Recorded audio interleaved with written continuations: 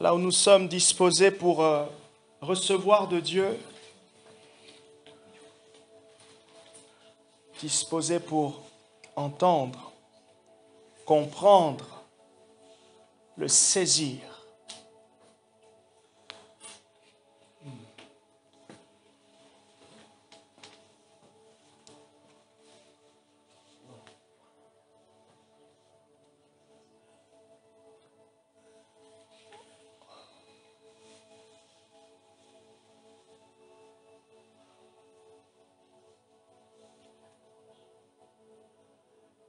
Tu es accueilli, Seigneur, ce soir et maintenant encore une fois de plus.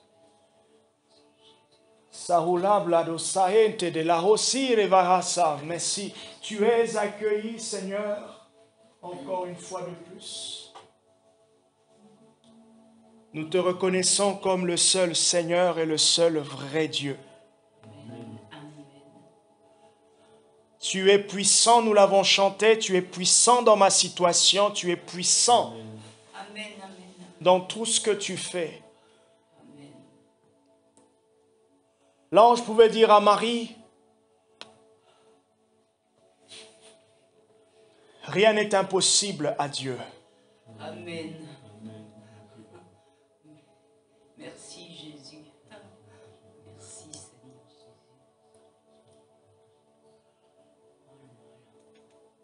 Là où nous sommes, Seigneur, par moments, nous avons l'impression qu'il y a des choses qui te résistent. Mais précieux Saint-Esprit, je prie maintenant pour tout un chacun sous cette atmosphère, que tu puisses enlever, que tu puisses pousser un tout petit peu et que nous puissions réaliser ta toute puissance.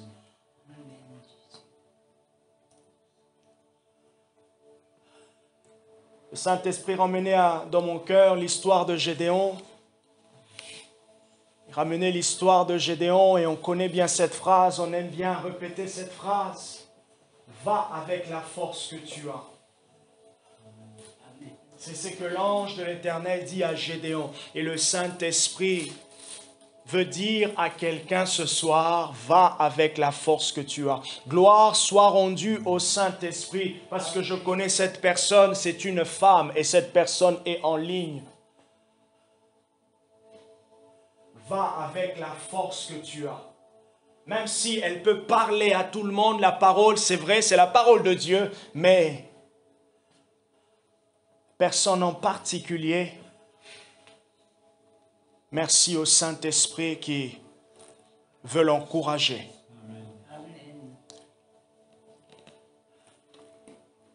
Cette personne qui se sent submergée par les événements, submergée par un événement. Le Saint-Esprit veut te dire ce soir que va avec la force que tu as. Il est puissant. Et cette puissance de Dieu opère avec toi, en toi, autour de toi. Le Tout-Puissant est là. Le Roi des Rois est là. Seigneur, nous te disons un grand merci. Nous te remercions. Nous te remercions. Amen. Gloire au Seigneur. Gloire à Jésus.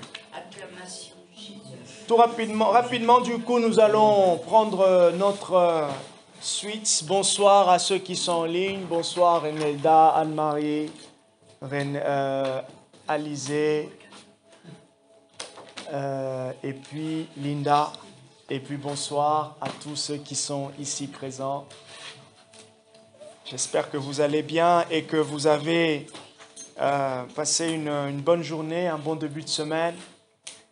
Il fait un tout petit peu froid, mais il y a aussi le soleil. Rassurez-vous, le printemps arrive dans 3 semaines. On va commencer à nettoyer les piscines si on veut. Commencer à préparer déjà les steaks, les chipolatas. On va peut-être qu'on fera un barbecue chrétien au niveau de l'église.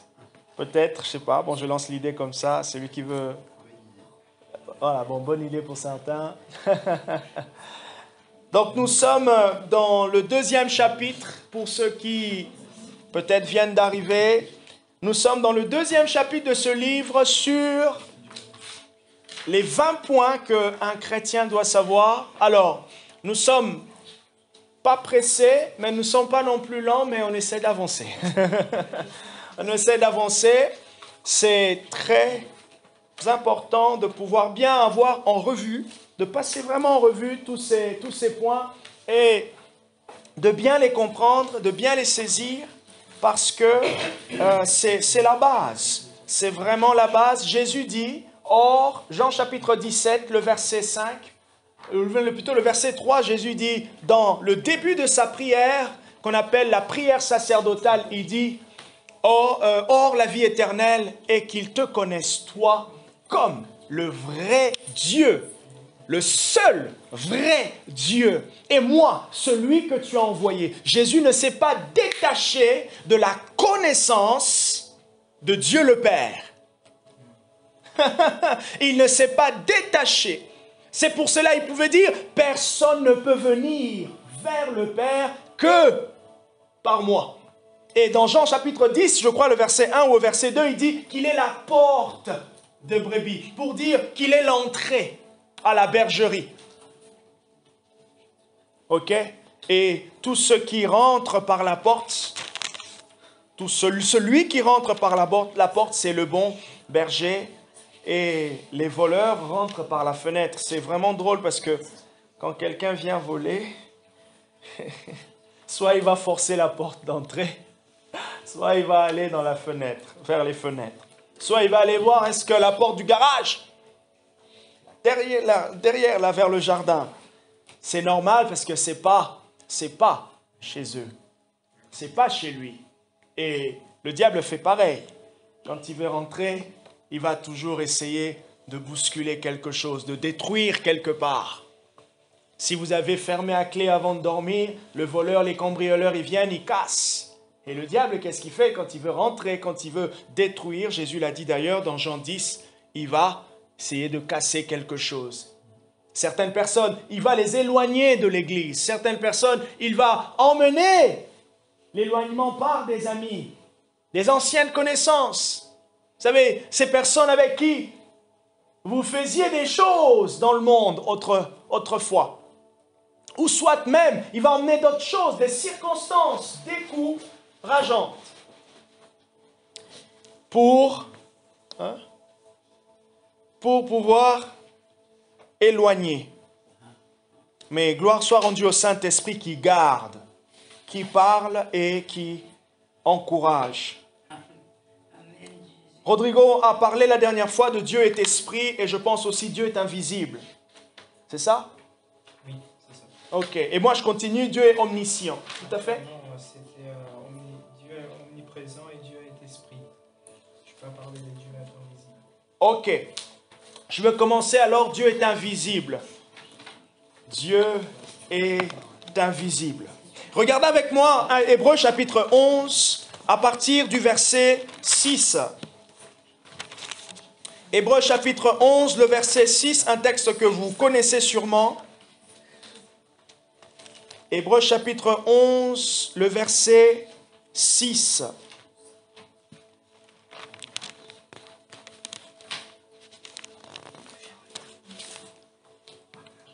Or, sans la foi,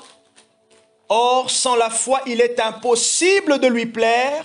Celui qui s'approche de Dieu doit croire qu'il existe et qu'il récompense ceux qui le cherchent.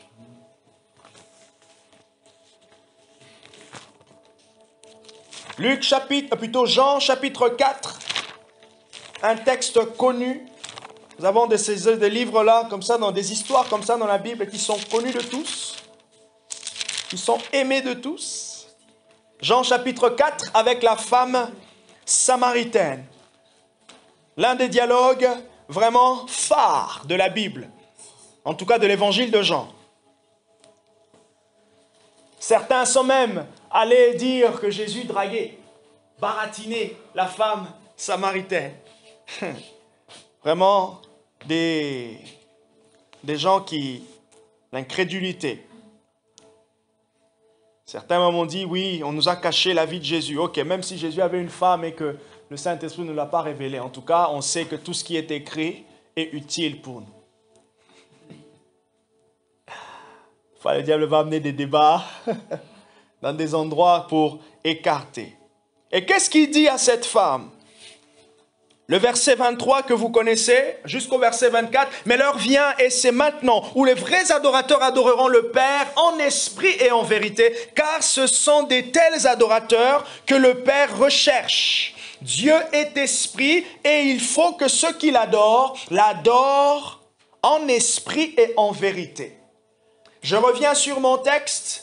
Les deux textes, en fait, que je viens de vous donner nous parlent. Premièrement, sur Hébreu, nous dit que pour pouvoir plaire à Dieu, nous devons croire que Dieu existe et qu'il rémunère ceux qui le cherchent. Comment approchons-nous Dieu? Nous l'approchons par la foi. Comment nous approchons-nous? Quoi? J'ai perdu là. Comment nous approchons-nous de Dieu? Voilà. Comment nous approchons-nous de Dieu? Par la foi. Je me mets les pinceaux là. Comment nous approchons-nous de Dieu? On s'approche de Dieu par la foi. Hébreu dit, or, sans la foi, il est impossible de lui plaire. J'ai donné une fois l'exemple, vous êtes tout seul dans votre chambre, assis, et vous êtes en train de prier. Quelqu'un qui passe, qui ne croit pas, il entend, Seigneur, tu sais. Mais il peut vraiment se dire, mais Dieu, mais cette personne, c'est fou quand même. Elle parle à quelqu'un qu'elle ne voit pas. Et dans la discussion de Jésus avec cette femme aussi, Jésus lui dit, vous adorez. Jésus lui dit, vous adorez ce que vous ne voyez pas, mais nous adorons. Verset 22, vous adorez ce que vous ne connaissez pas, nous adorons ce que nous connaissons, car le salut vient des Juifs. Il y a une connaissance qui est ou qui vient de l'adoration. D'ailleurs, adorer, on ne peut pas adorer sans qu'il y ait une connaissance qui précède derrière, qui précède.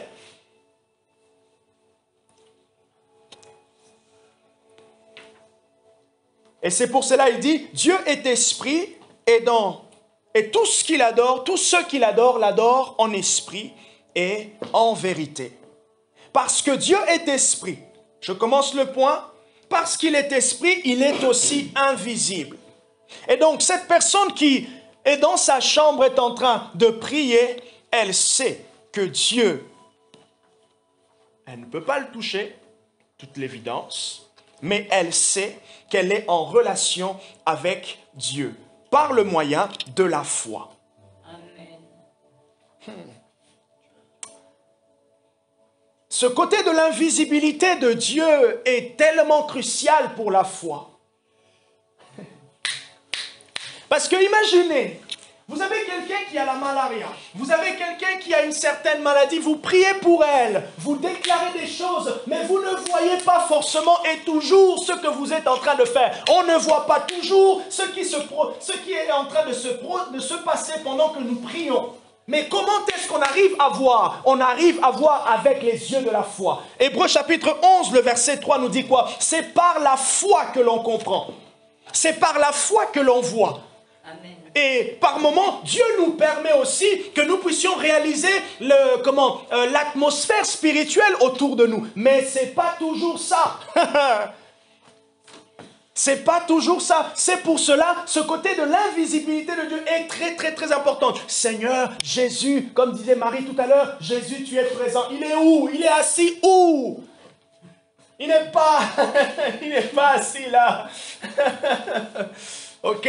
Mais, au fait, on sait qu'il est là parce que lui-même il dit, là où 2 ou 3 sont assemblés, je suis présent parmi eux. Alors, comment est-ce qu'on réalise cette présence de Dieu par la foi? Il est invisible, on ne le voit pas, mais on sait qu'il est là. Comment est-ce qu'on sait qu'il est là? Par le témoignage du Saint-Esprit.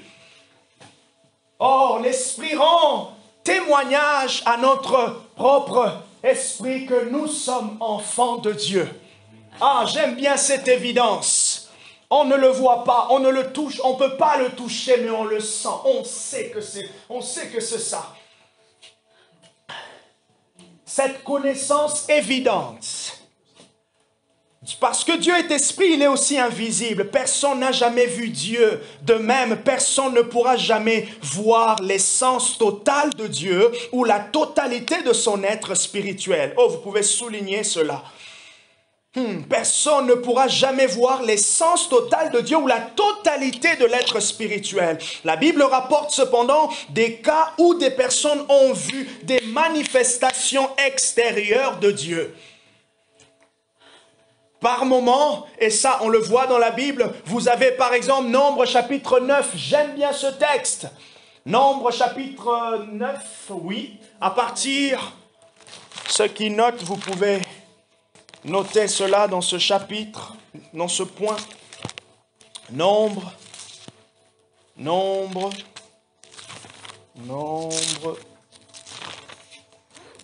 chapitre 9. J'aime bien ce texte parce qu'il parle de la direction du Saint-Esprit. Si vous souhaitez comprendre c'est quoi être conduit par l'Esprit, lisez chapitre 9 de Nombre, à partir du verset 15 jusqu'au verset 23. Vous allez voir par exemple qu'il est dit que le peuple d'Israël était conduit et il bougeait conformément au mouvement du tabernacle. Nombre chapitre 9, à partir du verset 15 jusqu'au verset 23. Le jour où le tabernacle fut dressé, la nuée couvrit le tabernacle, la tente du témoignage, et depuis le soir jusqu'au matin, elle eut sur le tabernacle l'aspect d'un feu. Il en fut continuellement ainsi, la nuée couvrait et de nuit elle avait l'aspect d'un feu. Quand la nuée s'élevait de dessus de la tente, les Israélites partaient. Quand la nuée s'élevait, les Israélites bougeaient. Quand la nuée s'arrêtait, les Israélites s'arrêtaient. Quand la nuée se levait encore, les Israélites bougeaient aussi. Et donc, il semble que cette nuée, elle était visible. Simplement pour traduire une manifestation de Dieu.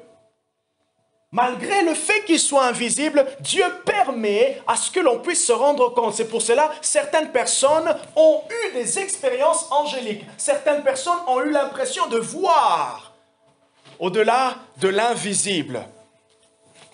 Et ce n'est pas nouveau.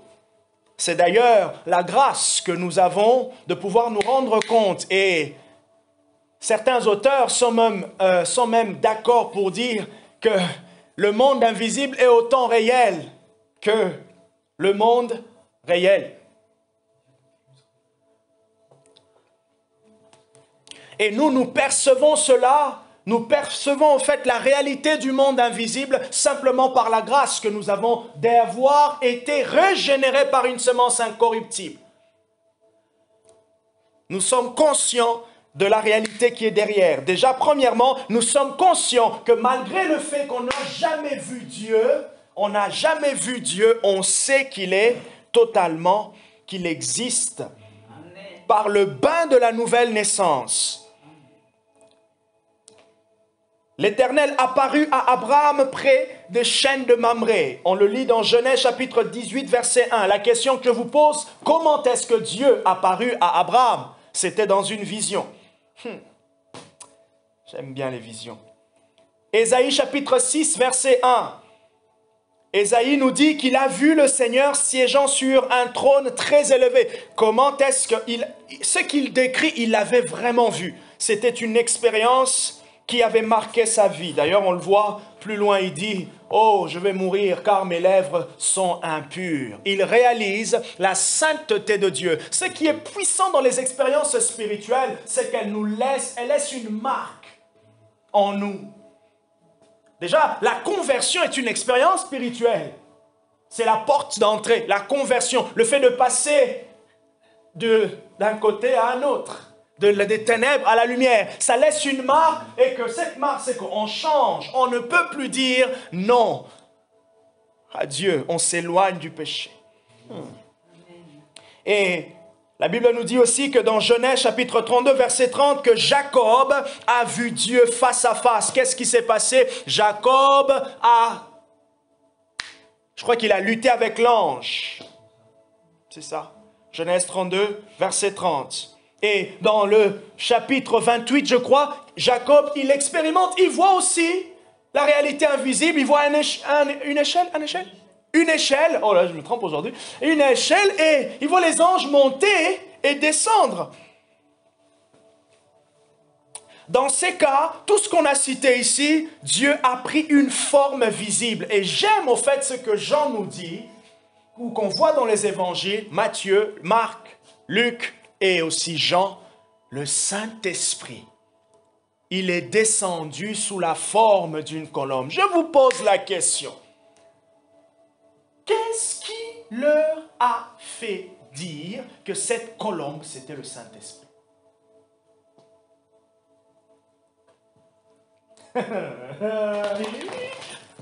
Qu'est-ce qui leur a fait dire que cette colombe, c'était le Saint-Esprit? Peut-être que dans cet endroit-là, il ne devait pas y en avoir. C'était pas la saison ou par lieu où ils étaient. Peut-être. Peut-être.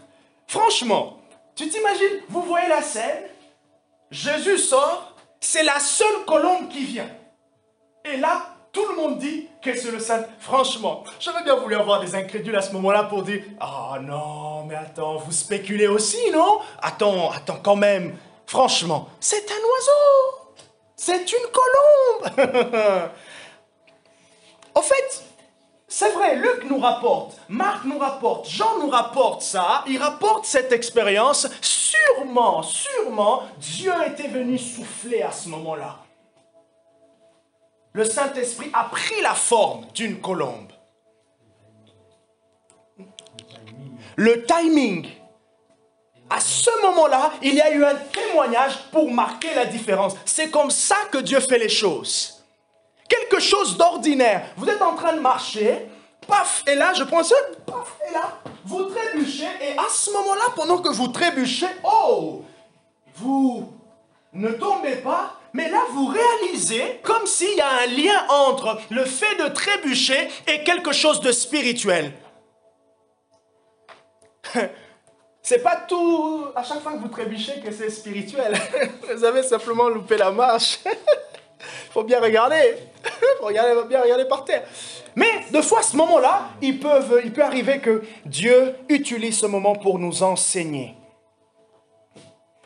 Une manifestation visible de Dieu beaucoup plus grande se trouve dans la personne de Jésus-Christ. Comme l'a dit Jean, celui qui m'a vu a vu le Père. Dieu est allé dans le summum. En Jésus, nous avons le summum de la manifestation de Dieu. Celui qui est invisible, que l'on ne connaît pas. Un disciple vient lui poser la question, en Jean chapitre 14. Il vient lui poser la question à Jésus. Mais montre-nous le Père. Je dis, oh, mais Jésus lui dit, mais jusqu'à présent, tu n'as pas vu le Père? Celui qui m'a vu a vu le Père. D'ailleurs, Jean 14, verset 9. Bien que personne ne puisse jamais voir l'essence totale de Dieu qui est invisible, Dieu a parfois choisi de montrer quelque chose de lui-même aux gens à travers des choses visibles, créées et en particulier à travers la personne de Jésus-Christ. Aujourd'hui, Jésus, on sait qu'il a un corps. Merci, Lancelot qui m'a posé la question. Il m'a dit... Dans Jean chapitre 17, verset 5, il me dit, mais quelle était la forme que Jésus avait au commencement? Parce que dans la prière de Jean 17, il dit, Père, révèle la gloire que j'avais révèle la gloire que j'avais au commencement lorsque j'étais auprès de toi. Je dis, wow, c'est une très belle question. J'ai déjà ma réponse, il a aussi la réponse, je vous la laisse. Je vous la pose et je vous laisse répondre. Quelle forme Jésus avait? C'est malin, hein, t'as vu, hein? Quelle forme Jésus avait lorsqu'il était au commencement? Ah, c'est des vraies questions. C'est une question, peut-être, ça peut paraître banal, mais ça pousse un peu à la réflexion théologique. Ah, mais oui, c'est vrai. Oh, mais je ne me suis jamais arrêté comme ça. Et vous savez, un peu une parenthèse, des fois, les gens qui ne croient pas, ils peuvent avoir des très, très, très bonnes questions qui peuvent vraiment nous aider dans notre étude biblique. dans notre compréhension. Ça nous emmène à aller chercher dans le trésor de tout ce que l'on sait bibliquement. Oui, ok. Même si leur réflexion est peut-être très rationnelle, mais derrière cela, ça peut nous emmener quand même à aller creuser dans ce que l'on sait de Dieu et de la Bible. Dieu est invisible.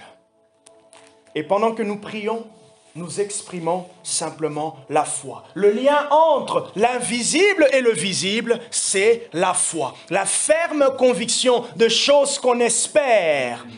Une démonstration de celles qu'on ne voit pas.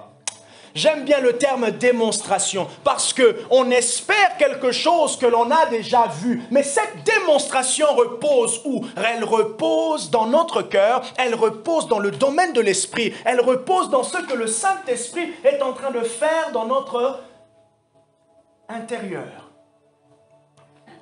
Et c'est pour cela, un prophète a dit que les premiers pas, les premières choses, le premier environnement, le premier apprentissage dans lequel tous on passe lorsqu'on écoute la voix de Dieu, c'est le monde des impressions. On a tous des impressions fines, un peu plus fortes, moyennes, par moments fortes, par moments moyennes. Et c'est ces impressions-là qui viennent petit à petit former, nous apprendre à écouter la voix de Dieu. Alors, je nous donne un encouragement. Apprenons à pouvoir écouter et aller au bout et à questionner les impressions que nous avons. Impression ne veut pas dire soupçon. Impression. Je sens comme. T'inquiète, j'avais coupé. Ah.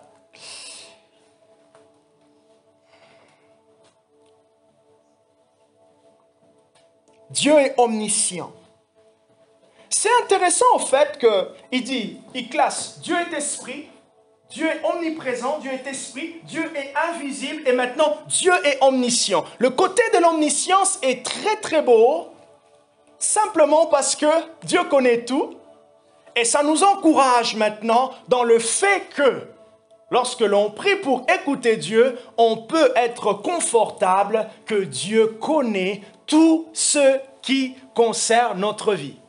J'ai écouté un livre sur le don de la parole de connaissance et ce monsieur, au fait, il est très drôle et dans ce qu'il reçoit de Dieu, je vous assure, c'est tellement, en fait, c'est tellement beau que la personne se rend compte que Dieu connaît même son, vous savez, comment on appelle ça, vous avez des meilleurs amis qui vous donnent des surnoms, voilà, Dieu connaît même vos surnoms. Il racontait qu'une fois, Dieu lui donne un surnom, il entend quelque chose et il donne le nom dans la réunion. La personne concernée, elle s'est levée, elle a dit non, ça ne peut être que Dieu parce que ce surnom, ceux qui le connaissent, ce n'est que mes amis, ma famille proche, personne. Ce n'est pas sur Facebook, ce n'est pas sur mon portable, personne ne connaît. Et pour lui aussi, c'était tellement beau parce que vous imaginez jusqu'où Dieu peut aller? Juste pourquoi? Vous savez, bon, quelqu'un va dire, oh, ben franchement, est-ce que Dieu a besoin de révéler le surnom de quelqu'un? Vous savez, ces gens-là qui cherchent à être très spirituels avec les paroles, hein? Très spirituels dans... Pourquoi Dieu va faire ça? Simplement pour montrer à la personne que je te connais. Il me l'a fait un jour. Ah. Il m'a appelé MacGyver. Ah. Vous voyez, vous allez me dire, mais comment il se fait que Jean-Marc, pour commencer cet exemple, il choisit simplement cet exemple, ce point. Enfin, pour commencer ce point, il choisit cet exemple. Parce que Dieu... Vous voyez? Et du coup, comment tu t'es senti quand tu as eu la personne? C'était vrai. C'était vrai. Je fais tout. Je fais partout, je décolle tout, donc c'était juste. Hein. C'était juste. On se sent connu. Et rien n'est plus beau dans notre communion avec Dieu de se sentir connu de lui. Et là, on voit que Dieu, malgré ce côté invisible, il est tellement proche de nous. Il aime, il sait que j'aime jouer au foot. Et il connaît même que j'aime le maillot de Mbappé. Et vous avez quelqu'un qui vient, wow, je ne sais pas, quand je le vois comme ça, je vois Mbappé. Mais oui, vous connaissez. Et ça fortifie la relation. Et il n'y a pas mieux pour quelqu'un, même pour nous, de pouvoir rentrer dans une profondeur lorsque Dieu exprime cette proximité avec nous de cette manière. Dans tous les couples, il y a toujours un petit nom mignon. J'ai un nom mignon que vous n'entendrez jamais. En tout cas, par défaut, à moins que ça sorte comme ça, mais vous n'entendrez jamais. Mais je l'appelle, c'est vrai. Ou là, je peux taquiner et tout. Barbara. Dans les noms mignons, il y a aussi ces noms mignons intimes. Bon, j'arrête là. Donc, mais du coup, quand j'utilise ça, c'est la proximité de notre relation qui ouvre cela. Et Dieu, pour exprimer cette proximité, qu'est-ce qu'il fait? Par moment, il peut nous parler vraiment, quelqu'un que vous ne connaissez pas, qui ne connaît pas votre histoire, et il lui donne, juste pour te dire, écoute, je choisis d'attirer ton attention, et je choisis quelque chose qui te tient à cœur. Qui te tient à cœur. Dieu est omniscient, il connaît tout.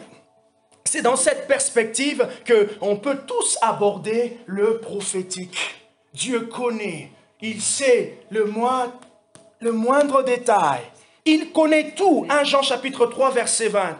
Verset 20. En un seul acte simple et éternel, il se connaît pleinement et connaît toutes les choses actuelles et possibles.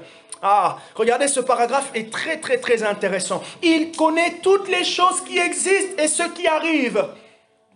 Nulle créature n'échappe au regard de Dieu. Tout est nu et à découvert aux yeux de celui à qui nous devons rendre compte. Hébreux chapitre 4, verset 13. Puisqu'il se connaît parfaitement lui-même, 1 Corinthiens chapitre 2, verset 10 à 11, il connaît parfaitement toutes les choses qu'il aurait pu faire et qu'il n'a pas faites. Dieu connaît toutes les choses qu'il aurait pu faire et qu'il n'a pas faites.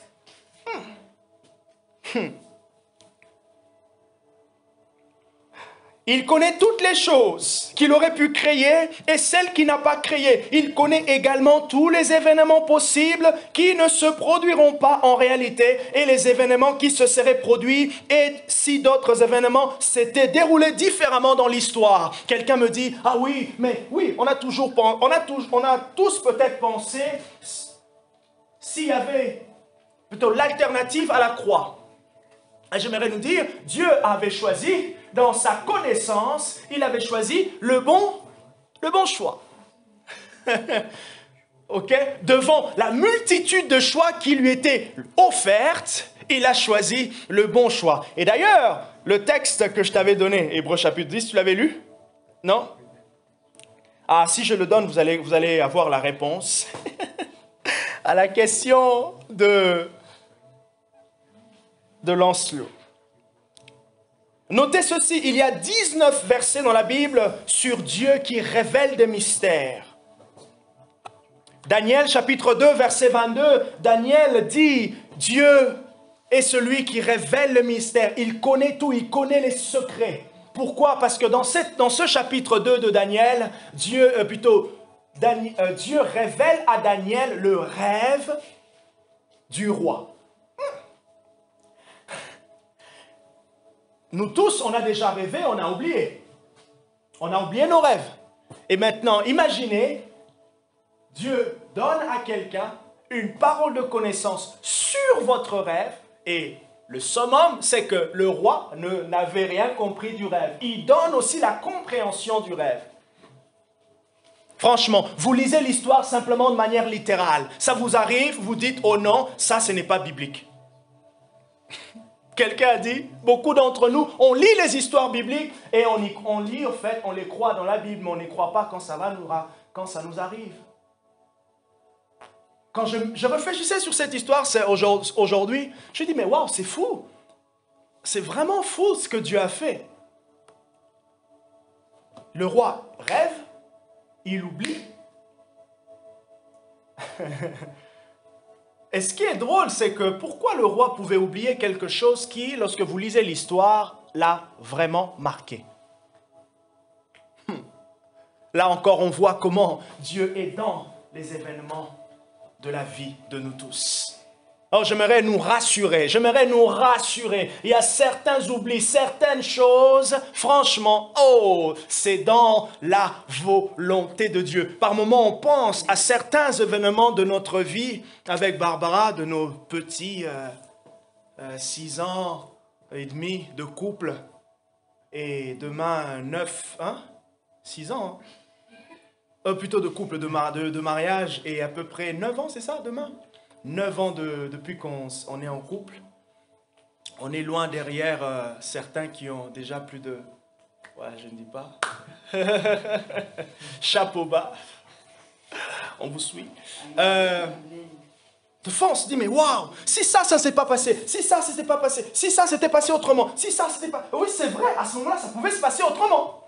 Mais pourquoi ça s'est passé de cette manière-là? Même si vous avez fait une erreur, même dans cette erreur-là, Dieu peut se révéler. Et c'est ça l'assurance pour nous, enfants de Dieu. C'est ça l'assurance. Et vous savez, la peur de l'avenir que nous avons tous, c'est souvent parce qu'on veut voir les moindres détails. Dans les moindres détails, on se dit, j'aurais aimé faire ce choix. C'est vrai. Mais à ce moment-là, vous ne l'avez pas fait. Et de fois, vous ne l'avez pas fait. C'est vrai qu'à ce moment-là, vous avez fait une erreur. De fois aussi, vous avez désobéi, Dieu vous avait montré, vous ne l'avez pas choisi. C'est vrai, mais plus tard, vous vous rendez compte que, il y a comme un rattrapage. Il y a comme un rattrapage. Et c'est là que cette omniscience de Dieu nous emmène à nous reposer sur le troisième caractère de ce soir qui est la sagesse de Dieu. J'aime bien la sagesse de Dieu. Même dans les projets de WSM, il y a une sagesse de Dieu qu'on ne voit pas en premier plan. On ne voit pas cette sagesse qui nous conduit. On ne la voit pas. On ne la voit pas. Mais c'est par moments qu'on peut réaliser cette sagesse qui est là, qui conduit toutes choses, qui nous rassure, qui emmène chaque chose au bon moment. Cette sagesse de Dieu. Dieu est omniscient. Il sait parfaitement tout. Et puisqu'il sait tout, il sait faire le bon choix. C'est ça la sagesse. Dieu est non seulement omniscient, mais encore très sage. Est-ce qu'on peut faire confiance à la sagesse de Dieu ce soir, par rapport à nos sujets de prière, par rapport à nos enfants? J'avais à cœur un de vos enfants, je ne sais pas si c'est la fille, qui est à Chasseneuil. C'est une fille? Ouais. Voilà. J'aime bien souvent m'exercer à écouter Dieu et à prier. Et je l'avais à cœur depuis la semaine dernière. Continuer à prier pour elle.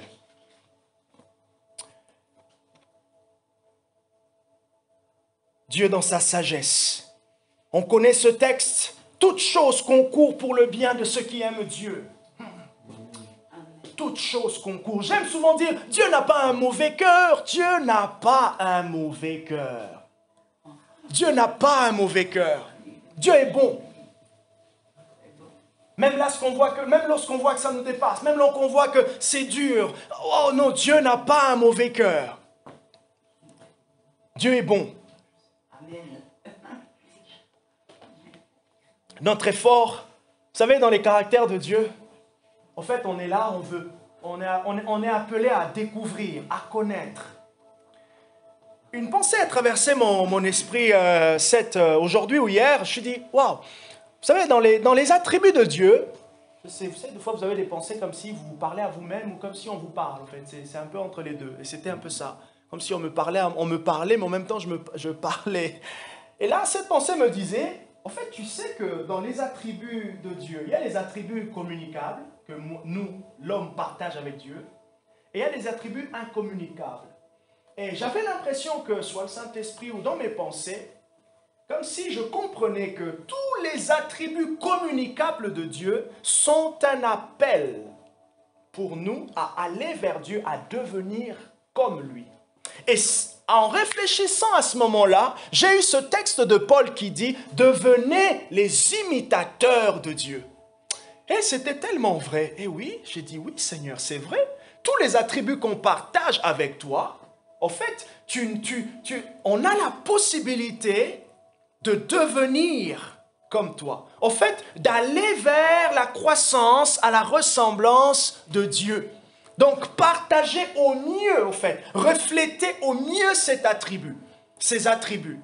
Et là, je me suis posé la question, mais du coup, quel est le processus ou comment en fait arriver à partager au mieux? Le Seigneur me dit, ou dans la réflexion, j'ai eu la réponse, il m'a dit, ok, c'est le processus de la sanctification. Plus ta sanctification est en train de grandir, plus les attributs au fait que tu partages avec Dieu vont s'exprimer dans leur beauté, leur exactitude. Par exemple, Dieu est amour. On partage nous aussi l'amour. Plus ma proximité, ma sanctification est de plus en plus, elle va de plus en plus de l'avant, plus l'expression de l'amour sera une expression pure. Ça veut dire, elle va ressembler à l'amour que Dieu est en train de manifester. Elle ne sera pas totalement dans la perfection comme Dieu, mais elle va renvoyer quelque chose de fort. Pourquoi? Parce que la croissance, la sanctification, cette personne, elle tend vers quelque part. Vous voyez? Je disais du coup que dans la sagesse, cela signifie, si Dieu est très sage, qu'il choisit toujours les meilleurs objectifs possibles et les meilleurs moyens possibles pour atteindre ses buts. Rappelez-vous, tout à l'heure, j'ai parlé de la croix. Il est Dieu. Il est Dieu qui seul possède la sagesse. Romains 16, 27. Il est riche en sagesse. Job 9, verset 4. Avec lui se trouve la sagesse et la force. C'est à lui qu'appartient le conseil, l'intelligence. Job 12, verset 13. Et d'ailleurs, en passant, le livre de Job, l'un des thèmes phares du livre de Job, c'est la sagesse. La sagesse. Vous pouvez lire aussi un texte reconnu, qui est Job 28. Sa sagesse se manifeste dans de nombreux domaines. Par exemple, dans sa sagesse, il a créé toutes choses. Psaume 104, verset 24. Sa sagesse se manifeste également dans la vie de ceux qui aiment Dieu et de ceux qui sont appelés conformément à son plan. Romains 8, verset 28. Pour ces personnes, en raison de la sagesse de Dieu, tout contribue à leur bien. C'est normal que nous puissions de fois nous batailler avec notre foi. Que l'on trouve par moments une certaine instabilité dans ma foi. Oui, c'est normal parce que le muscle de la foi se construit. Le muscle de la foi se construit et la stabilité vient comment? La stabilité vient par notre relation avec Dieu, par la confiance dans les Écritures, par le témoignage de Dieu au sein de l'Église. Ces trois axes permettent à ce que notre foi soit stable. Et que quels que soient les événements auxquels nous sommes confrontés, que l'on puisse être comme Jésus au niveau de la barque avec les disciples qui criaient gauche à droite. Et je me suis toujours posé la question, comment ils n'avaient pas entendu les bruits? Jésus il était fatigué physiquement, on peut voir ça. Il a dormi profondément. Sûrement qu'il y avait une bonne couette. Il a dormi. On ne sait pas dans la barque. On ne sait pas si peut-être... il a vraiment... à tel point qu'il n'a pas entendu Pierre. Il n'a pas entendu le vent. Il n'a pas été bougé par les secousses. Franchement.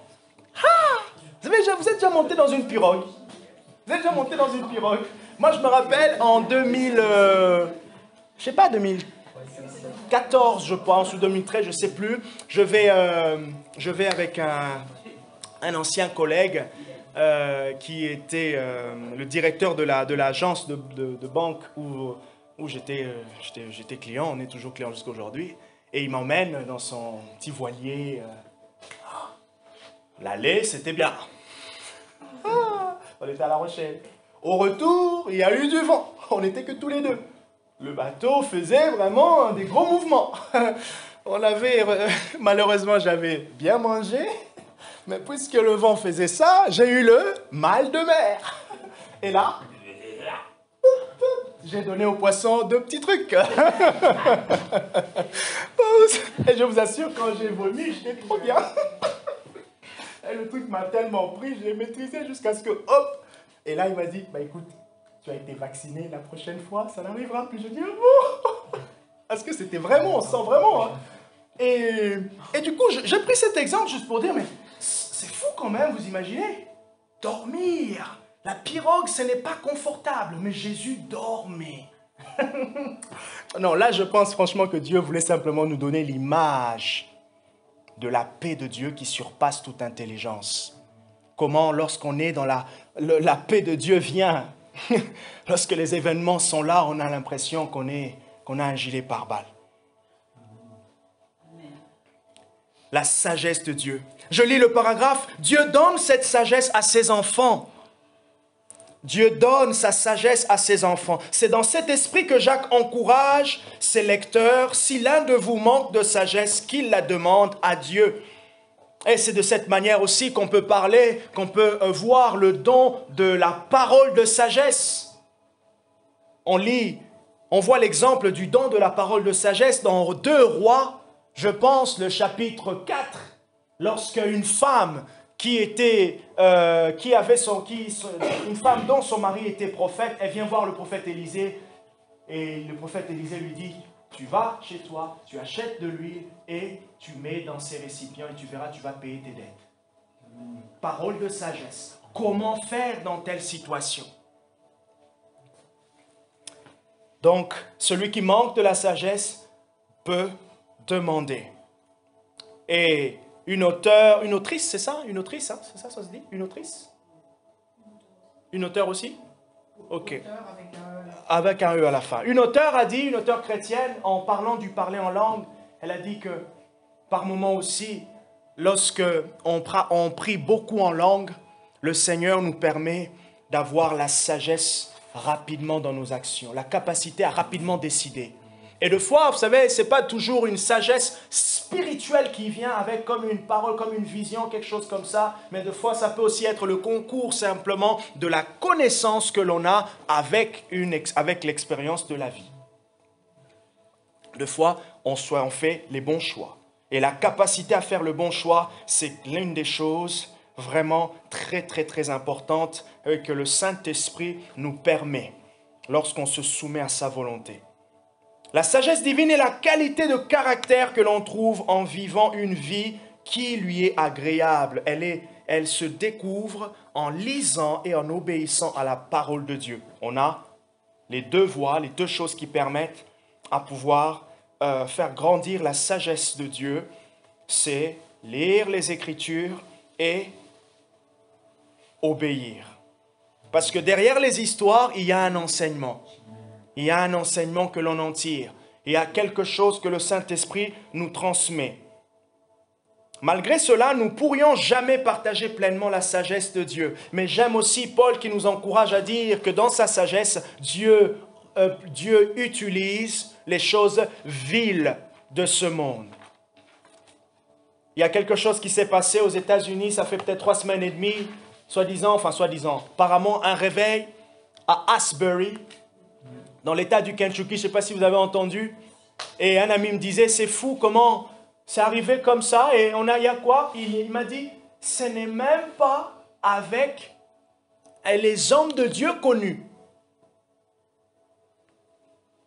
Parce que si c'était avec un homme de Dieu connu, qu'est-ce qu'il allait dire? C'est à cause de lui. Je dis, mais waouh, Dieu, franchement, il fait les choses. Et des fois, nous, WSM, on peut prier pour le réveil, et bien oui, des fois on va dire, oui, ça va venir par nous, au moment où Dieu dit, vous n'allez être que des précurseurs. Plus tard, ça ne vient pas par vous. Vous voyez? Mais des fois, quand il fait ça, c'est pour nous sauver de ce que l'on ne sait pas. Des fois, de notre nature pécheresse, orgueilleuse, que l'on ignore. Parce qu'on ne sait pas. Si Dieu est omniscient, il connaît tout de lui-même, nous ne connaissons pas tout de nous-mêmes. Nous ne connaissons pas tout. C'est pour cela David pouvait dire, « Sonde-moi, ô Dieu, et regarde si je suis sur le bon chemin. » J'aime le Seigneur dans l'intimité de sa présence pendant qu'on dit « Wow, j'ai senti la présence de Dieu. » Oui, cette présence nous enseigne aussi ce que nous sommes nous-mêmes. Et en même temps, elle nous apprend ce que Dieu est. En raison de la grande profondeur de la richesse, de la sagesse et de la connaissance de Dieu, ses jugements sont insondables, ses voies sont impénétrables. Romains chapitre 11, verset 33. Parfois, je vais terminer par là, il nous aidera à comprendre les raisons pour lesquelles les choses se produisent. À d'autres moments, nous ne serons pas en mesure de comprendre complètement pourquoi les choses sont comme elles sont ou se sont déroulées. Alors que faire? Faire confiance au cœur de Dieu. Amen. On n'a peut-être pas des réponses, c'est peut-être difficile, c'est vrai. On manque des mots de consolation, mais faisons confiance. Faisons confiance que Dieu est bon, Dieu est sage. Amen. Dans ces moments difficiles, nous devons finalement mettre notre confiance en l'Éternel de tout notre cœur et ne pas nous appuyer sur notre propre intelligence. Proverbe 3, verset 5. Et c'est vrai, on peut aussi dire à Dieu, Seigneur, ça me pèse quand même. Mais je choisis, avec l'aide de ton esprit, de te faire confiance. Alors j'ai ce chant, on va incliner nos têtes pour pouvoir terminer. J'ai ce chant qui monte, vous la connaissez peut-être pas, qui dit « Je te fais confiance, je te fais confiance, ce n'est pas toujours facile, mais moi je te fais confiance, je te fais confiance, oui je te fais confiance. Ce n'est pas toujours facile, mais je te fais confiance. Encore une fois, je te fais confiance. Je te fais confiance. Ce n'est pas toujours facile, mais je te fais confiance pour mes enfants. Je te fais confiance pour ma vie. Je te fais confiance pour tous mes projets. Ce n'est pas toujours facile. Je te fais confiance pour les situations qui durent. Je te fais confiance. Oh oui, Jésus, je te fais confiance. Ce n'est pas toujours facile, mais je te fais confiance. Est-ce qu'on peut dire au Saint-Esprit, oh, est-ce qu'on peut dire au Saint-Esprit, oh, je sais que je ne peux pas tenir avec ma force, mais je sais aussi que tu es là pour m'aider à tenir. Alors on peut dire au Saint-Esprit, merci de me renouveler dans la confiance en Dieu ce soir. Merci de me donner encore un coup de pouce ce soir. Merci de m'encourager encore un peu. Au nom de Jésus, prie. Dis merci à Dieu parce que tu peux lui faire confiance ce soir. Oui, tu peux lui faire confiance. Seigneur, je peux te faire confiance même quand le doute peut frapper à mon cœur, à la porte de mon cœur. Je peux te faire confiance parce que tu n'es pas un homme pour mentir. Tu n'es pas un fils de l'homme pour te repentir. Seigneur, je peux croire encore dans ce que tu as dit que tu vas faire, dans tes promesses. Je te fais confiance dans mes sujets de prière. Je te fais confiance, Seigneur, pour nous, pour les projets de l'Église. Je te fais confiance pour les familles que nous représentons ce soir. Je te fais confiance pour cette année. Nous te faisons confiance dans la manière dont tu nous conduis. Je te fais confiance, Seigneur. Je ne regarde pas aux situations présentes, mais je prends, oh, la cide est là, les yeux de la foi pour regarder, Seigneur, avec le bon angle, avec la bonne perspective qui est la sienne. Dans le nom de Jésus, que l'abri des sauts de la sous et vlantesi. Jantariabloga lesa padali la chasso de la rassi e plighe le hosso fantahadi goshetena la zamonte sahade la soko ushada skohene fesineda ilose santo plaidesho. Merci Jésus, merci Seigneur, nous pouvons te faire confiance. Oh, nous pouvons te faire confiance. Ah, Zeisho Sena. Nous pouvons te faire confiance, Jésus. Et Yassa Deblo. En ton nom, nous avons prié. Oh, la Sama. Oh, que la sève de l'amour de Dieu puisse couler dans ton cœur. Que la sève de l'amour de Dieu puisse couler dans ton cœur ce soir. Oh, que la force et la joie de faire confiance en Dieu puissent s'exprimer. Que tu ressentes la paix de faire confiance dans le Seigneur. Oh, j'entends le Saint-Esprit me dire dissipation. Que tout le doute puisse être dissipé maintenant. Au nom de Jésus, dissiper, dissiper, dissiper, balayer, ça d'aller. Au nom de Jésus, nous avons prié. Merci Seigneur. Amen, amen. Gloire à toi Seigneur. Amen. C'est